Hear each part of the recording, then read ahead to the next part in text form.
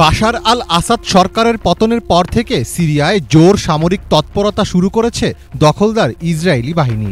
এরই মধ্যে দেশটির ১২ মাইল ভেতরে ঢুকে পড়েছে ইসরায়েলের বর্বর সেনারা। সিরিয়ার দক্ষিণাঞ্চল জুড়ে দখলদারিত্ব অব্যাহত রাখতে স্থল আক্রমণ আরও জোরদার করেছে তারা। সিরিয়ায় একের পর এক ভূখণ্ড দখলের দিকে মনোনিবেশ করছে ইসরায়েলি বাহিনী। দেশটির বিশাল এলাকা দখলে নিয়ে কমপক্ষে ৯টি সামরিক ঘাঁটি তৈরি করেছে তারা। সিরিয়ার দারা ও কুনেত্রা শহরে রীতিমতো তাণ্ডব চালাচ্ছে দখলদার সেনারা। সেখানে বাড়িতে বাড়িতে অভিযান, আটক, নির্বিচারে গুলি, স্থানীয়দের ভয় দেখানো, চুরি ও হয়রানি এখন নিত্যদিনের ঘটনায় পরিণত হয়েছে।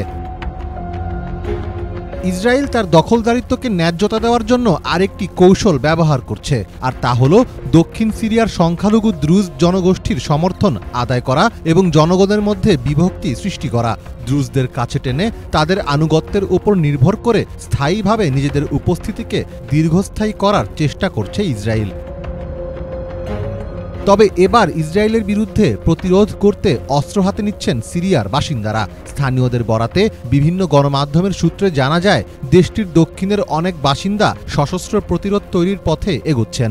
সম্প্রতি দখলদার সেনাবাহিনী কুনেত্রা অঞ্চলের সুসিয়া গ্রামে হামলা চালানোর চেষ্টা করে। বাসিন্দারা তাদের ব্যক্তিগত অস্ত্র ব্যবহার করে দখলদার বাহিনীর মুখোমুখি হয়। তাদের তাৎক্ষণিকভাবে লক্ষ্যবস্তু করা হয়, যার ফলে ৭ জন আহত হয়। সিরিয়ায় কাজ করা আমেরিকান সাংবাদিক বিলাল আব্দুল করিম সম্প্রতি সামাজিক মাধ্যমে একটি ভিডিও প্রকাশ করেন। ভিডিওতে দেখা যায় সেখানকার বেসামরিক নাগরিকেরা ঐক্যবদ্ধ হয়ে সশস্ত্র লড়াইয়ের প্রস্তুতি নিচ্ছে। একদিকে নিজেদের আবাসভূমি হারিয়ে আহাজারি করছে সিরীয়রা, অন্যদিকে নতুন ভূখণ্ড দখল করে উৎসবে মাতছে ইসরায়েলিরা।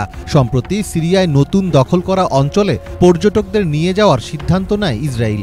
ইহুদিদের পাস ওভার উৎসব উপলক্ষে গোলান মালভূমির ওইসব এলাকায় ইসরায়েলের বেসামরিক পর্যটকদের নিয়ে যাওয়া হচ্ছে। রোববার থেকে শুরু হওয়া এই পর্যটন চলবে ১ সপ্তাহ। এরই মধ্যে প্রায় সব টিকিট কিনে নিয়েছেন পর্যটকেরা। ইসরায়েলের স্থানীয় গণমাধ্যমের খবরে বলা হয়েছে, সামরিক পাহারায় বুলেট প্রুফ বাসে করে পর্যটকদের ছোট ছোট দলকে সিরিয়ার ভূখণ্ডের সর্বোচ্চ ২.৫ কিলোমিটার ভিতরে নেওয়া হবে। পথে পড়বে হারমন পর্বতের সিরীয় অংশ। পর্যটকেরা রাদান নদীতে সাঁতার কাটতে পারবেন এবং নদীর তীরে ভ্রমণ করতে পারবেন। এছাড়া অটোমান সাম্রাজ্যের পরিত্যক্ত হেজাজ রেলপথের অংশ ঘুরে দেখতে পারবেন তারা। ইসরায়েলি বাহিনীর এই দখলদারিত্বের বিরুদ্ধে প্রতিরোধ ও জনমত তৈরির চেষ্টা চালাচ্ছে দেশটির দক্ষিণের বাসিন্দারা।